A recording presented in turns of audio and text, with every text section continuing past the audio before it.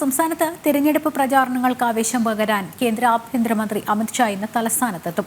നാളെ നെയ്യാറ്റിൻകരയിൽ റോഡ് ഷോയിൽ അദ്ദേഹം പങ്കെടുക്കും. പത്മനാഭസ്വാമി ക്ഷേത്രത്തിലും നാളെ ദർശനം നടത്തും. തിരുവനന്തപുരത്തെ NDA സ്ഥാനാർത്ഥിയും കേന്ദ്രമന്ത്രിയുമായ രാജീവ് ചന്ദ്രശേഖറിന്റെ തിരഞ്ഞെടുപ്പ് പ്രചാരണങ്ങൾക്കാണ് അമിത്ഷാ തലസ്ഥാനത്ത് എത്തുന്നത്. വിവരങ്ങളുമായി ശാലിനി ചേരുന്നുണ്ട്. ശാലിനി, സ്റ്റാർ കമ്പൈനർമാർ, താരപ്രചാരകരൊക്കെ തന്നെ തലസ്ഥാനത്തേക്ക്, സംസ്ഥാനത്തിന്റെ വിവിധ മണ്ഡലങ്ങളിലേക്ക് എത്തുന്ന സാഹചര്യം. അമിത്ഷായുടെ സന്ദർശനം, എന്തൊക്കെയാണ് അദ്ദേഹത്തിന്റെ സന്ദർശന പരിപാടികൾ?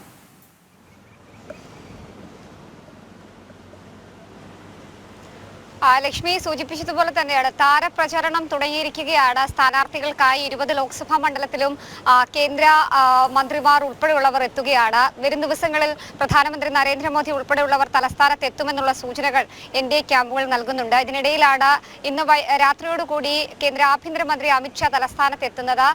നാളെ രാവിലെ 10:00 അദ്ദേഹത്തിന്റെ റോഡ് ഷോ ആരംഭിക്കുന്നത്. തിരുവനന്തപുരത്തെ NDA സ്ഥാനാർത്ഥിയും ഒപ്പം തന്നെ കേന്ദ്രമന്ത്രിയുമായിട്ടുള്ള രാജീവ് ചന്ദ്രശേഖറിനായിട്ടാണ് അദ്ദേഹം തെരഞ്ഞെടുപ്പ് പ്രചരണത്തിന്റെ ഭാഗമാകുന്നത്.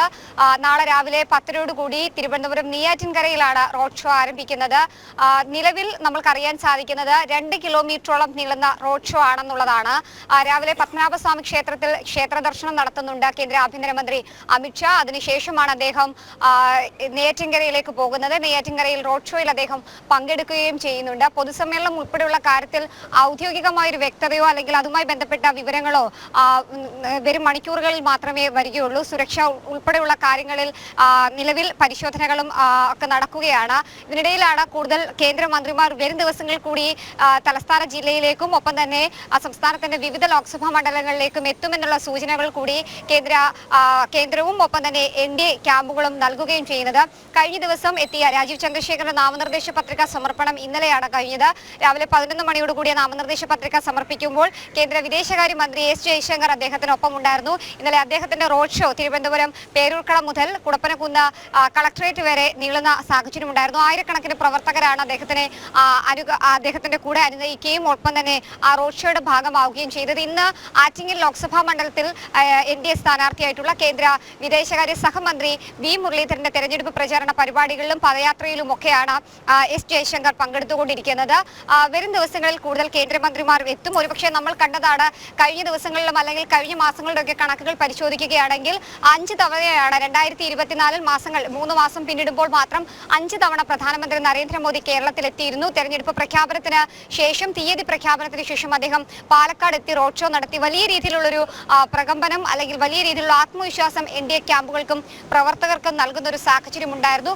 സമാനമായി തന്നെയാണ് കൂടുതൽ നേതാക്കന്മാർ ഇനി കേരളത്തിന്റെ വിവിധ ലോക്സഭാ മണ്ഡലങ്ങളിലേക്ക് എത്താൻ പോവുകയും ചെയ്യുന്നത്. രാഷ്ട്രീയ ആരോപണങ്ങൾ, പ്രത്യാരോപണങ്ങളൊക്കെ തന്നെ തുടരുന്ന ഒരു സാഹചര്യം, പ്രത്യേകിച്ച് സംസ്ഥാന സർക്കാരിനെ സംബന്ധിച്ചിടത്തോളം ഏറെ നിർണായകമായിട്ടുള്ള ഘട്ടത്തിലൂടെ കടന്നു പോകുന്ന ഒരു സാഹചര്യം കൂടി കേരളത്തിലുണ്ട്. മാസപ്പടി വിവാദം, CAA ഉൾപ്പെടെയുള്ള വിമർശനങ്ങളിലും ആരോപണങ്ങളിലും ഒക്കെ നിൽക്കുന്ന സാഹചര്യമുണ്ട്. മാസപ്പടി വിവാദത്തിലടക്കം അന്വേഷണങ്ങൾ തുടരുന്നു. SFIOയുടെ അന്വേഷണം ഒരു ഭാഗത്ത്, ED അന്വേഷണം മറുഭാഗത്ത് നടക്കുന്നു. കരുവന്നൂരിലടക്കമുള്ള വിഷയങ്ങളിൽ കൃത്യമായ അന്വേഷണത്തിലേക്ക് ED നടക്കുന്ന ഒരു സാഹചര്യത്തിൽ കൂടിയാണ് കേന്ദ്ര ആഭ്യന്തരമന്ത്രി അടക്കമുള്ളവർ കേരളത്തിലേക്ക് എത്തുന്നത്. അത് കൃത്യമാണ്. കാരണം ഇടത് വലത് മുന്നണികൾക്ക് ഇല്ലാത്തൊരു മൈലേജ് കേന്ദ്രത്തിൽ നിന്ന് മന്ത്രിമാർ ഉൾപ്പെടെ ഇവിടെ പ്രചാരണത്തിന് വേണ്ടി NDAക്ക് വേണ്ടി എത്തുന്നു എന്ന് പറയുമ്പോൾ NDA ക്യാമ്പ് ആവശ്യഭരിതരാകുന്ന ഒരു വശം. അതുമാത്രമല്ല, പല വിഷയങ്ങളിൽ ഇവിടെ ഒരു പക്ഷേ UDFും LDFും ആരോപിക്കുന്ന അല്ലെങ്കിൽ ജനങ്ങളെ തെറ്റിദ്ധരിപ്പിക്കാൻ വേണ്ടി നടത്തുന്ന പ്രചാരണങ്ങൾക്ക് ഒരു പരിധിവരെ മറുപടി പറയാനും സാധിക്കും എന്നുള്ളതാണ്. ശാലിനി പറഞ്ഞതുപോലെയാണ് ഒരു പക്ഷേ സംസ്ഥാന സർക്കാർ അകപ്പെട്ടിരിക്കുന്ന ED അന്വേഷണം ഉൾപ്പെടെയുള്ള കാര്യങ്ങൾ. അതുമാത്രമല്ല, ഈ കടമെടുപ്പ് പരിധി ഉൾപ്പെടെ കേന്ദ്രം കേരളത്തെ അവഗണിക്കുന്നുവെന്ന ആരോപണങ്ങൾക്ക് ധനമന്ത്രി നിർമ്മല സീതാരാമൻ ഉൾപ്പെടെ വന്ന് കൃത്യമായി മറുപടി പറഞ്ഞൊരു സാഹചര്യമുണ്ട്. ഇപ്പോൾ SDPI കോൺഗ്രസിന് പരസ്യമായി പിന്തുണ പ്രഖ്യാപിച്ച സാഹചര്യത്തിൽ ശ്രീ അമിത്ഷാ തന്നെ കർണാടകയിൽ അത് തീവ്രവാദികളെ കോൺഗ്രസ് വോട്ടിന് വേണ്ടി ഉപയോഗിക്കുന്നു എന്ന് പറയുന്ന ഒരു സാഹചര്യമുണ്ട്. അത്തരത്തിൽ അത് മാത്രമല്ല, കഴിഞ്ഞ 10 വർഷം കേന്ദ്ര സർക്കാർ രാജ്യത്തെ ജനങ്ങൾക്ക് വേണ്ടി ചെയ്തിട്ടുള്ള ഗുണോപകാരപ്രദമായ കാര്യങ്ങൾ ഉൾപ്പെടെ ഇവിടെ വന്ന് പറയാനും അതിനുശേഷം ഇനി അങ്ങോട്ട് 5 വർഷത്തെ തുടർച്ചയിലും രാജ്യത്തെ ഏത് രീതിയിലേക്ക് വരെ, ഏത് നിലയിലേക്ക് വരെ കൊണ്ടുചെന്നെത്തിക്കും സാമ്പത്തിക പുരോഗതിയുടെ കാര്യത്തിൽ എന്നുൾപ്പെടെയുള്ള കാര്യങ്ങളിൽ കൃത്യമായി ജനങ്ങൾക്കിടയിലേക്ക് എത്തിക്കാനും സാധിക്കും എന്നുള്ളതാണ് ഇത്തരത്തിൽ കേന്ദ്രമന്ത്രിമാർ ഉൾപ്പെടെ ഇവിടെ വന്ന് പ്രചാരണം നടത്തുന്നത്. NDA ക്യാമ്പിന് ആവേശമാകുന്നതും വളരെയധികം രീതിയിൽ ഗുണമുണ്ടാക്കുന്നതും നേട്ടമുണ്ടാക്കുന്നതും.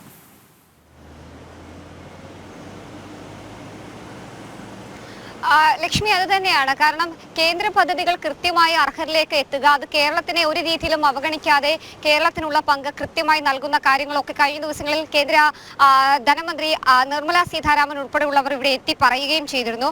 സംസ്ഥാന സർക്കാർ പറയുന്ന ന്യായീകരണങ്ങളെ തീർത്തും ഖണ്ഡിക്കുന്ന രീതിയിൽ, അല്ലെങ്കിൽ ആ ന്യായീകരണങ്ങളെ തള്ളുന്ന രീതിയിൽ തെളിവ് സഹിതമാണ് അവർ ജനം TV ഉൾപ്പെടെയുള്ള മാധ്യമങ്ങളിലൂടെ കേരളത്തിന് നൽകുന്ന സാമ്പത്തിക സഹായം ഉൾപ്പെടെ ചൂണ്ടിക്കാട്ടുകയും ചെയ്തത്. സമാനമായി തന്നെയാണ് കഴിഞ്ഞ ദിവസങ്ങളടക്കം നമ്മൾ കണ്ടതാണ്.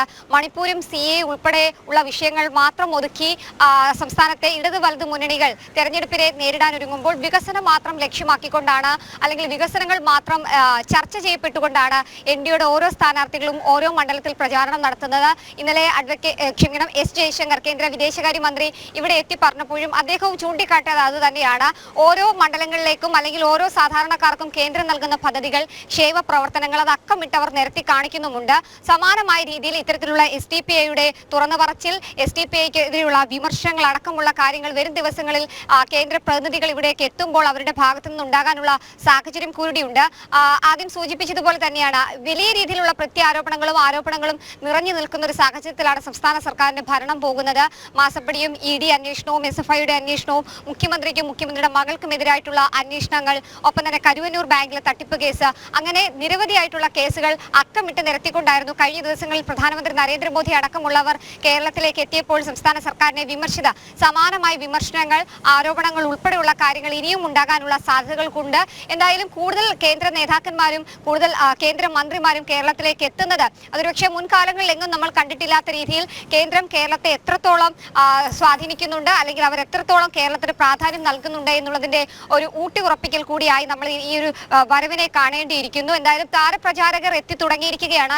തെരഞ്ഞെടുപ്പ് പ്രചാരണത്തിന്റെ രണ്ടാം ഘട്ടങ്ങളിലേക്ക് നാമനിർദ്ദേശ പത്രിക സമർപ്പണത്തിന് ശേഷം ഓരോ മുന്നണികളും കടന്നിരിക്കുകയാണ്. തിരുവനന്തപുരത്ത് പ്രത്യക്ഷമായി NDAയും UDFുമാണ് ഈ ഒരു തെരഞ്ഞെടുപ്പിനെ നേരിടാൻ പോകുന്നത്. മത്സരം നടക്കുന്നത് എന്ന് സിറ്റിംഗ് MP കൂടിയായ ശശി തരൂർ തുറന്നു പറഞ്ഞൊരു സാഹചര്യം കൂടി തലസ്ഥാന ജില്ലയിൽ തിരുവനന്തപുരം ലോക്സഭാ മണ്ഡലത്തിൽ നിലനിൽക്കുന്നുണ്ട്.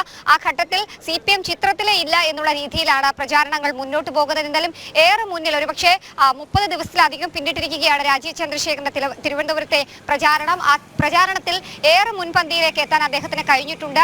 ഓരോ മുക്കും മൂലയിലും എത്തി അദ്ദേഹം തെരഞ്ഞെടുപ്പ് പ്രചാരണങ്ങൾ നടത്തുന്നുണ്ട്. ഓരോ വോട്ടർമാരെയും കാണുന്നുണ്ട്. അവർക്ക് നൽകുന്ന ഉറപ്പുകൾ, സഹായമൊക്കെ അദ്ദേഹം ഊട്ടി ഉറപ്പിച്ചുകൊണ്ട് തന്നെയാണ് മുന്നോട്ട് പോകുന്നത്. എന്തായാലും അമിത്ഷായുടെ വരവ് കൂടിയാകുമ്പോൾ അത് കൂടുതൽ ആത്മവിശ്വാസം NDA ക്യാമ്പുകൾക്ക് നൽകുകയും ചെയ്യുന്നുണ്ട്. എന്തായാലും നാളെ രാവിലെ 10:00 നെയ്യാറ്റിൻകരയിൽ ഈ റോഡ് ഷോ ആരംഭിക്കുന്നത്. 2 കിലോമീറ്ററിനാണ് നിലവിൽ പോലീസ് അനുമതി നൽകിയിട്ടുള്ളത്. ആ റോഡ് ഷോ കഴിഞ്ഞതിന് ശേഷം അദ്ദേഹം ഉച്ചയ്ക്ക് 2:30 തമിഴ്നാട്ടിലെ കന്യാകുമാരി ജില്ലയിലെ ശിവഗംഗയിലും ഒപ്പം തന്നെ തക്കല ഉൾപ്പെടെയുള്ള 2 മേഖലകളിലെ 2 പരിപാടികളിൽ കൂടി അദ്ദേഹം പങ്കെടുക്കുന്നുണ്ട്. അവിടെയും റോഡ് ഷോയിൽ കൂടിയാണ് അദ്ദേഹം പങ്കെടുക്കുന്നത്. എന്തായാലും തെക്കൻ കേരളത്തിൽ എത്തുമ്പോൾ അദ്ദേഹം വലിയ രീതിയിലുള്ള പ്രതീക്ഷ നൽകുന്നുണ്ട്. ഒപ്പം തന്നെ അണികൾക്ക് കൂടുതൽ ആത്മവിശ്വാസവും പ്രചാരണത്തിനുള്ള കൂടുതൽ പ്രവർത്തനങ്ങൾ ഏകോപിപ്പിക്കുന്നത് കൂടിയാവും കേന്ദ്രത്തിന്റെ ഈ വരവ്, ഒപ്പം തന്നെ കേന്ദ്രമന്ത്രിയുടെ ഈ വരവ് എന്നുള്ളതാണ് ശ്രദ്ധേയമായിട്ടുള്ള കാര്യം. ലക്ഷ്മി, ശാലിനിയാണ് വിവരങ്ങൾ നൽകിക്കൊണ്ടിരുന്നത്.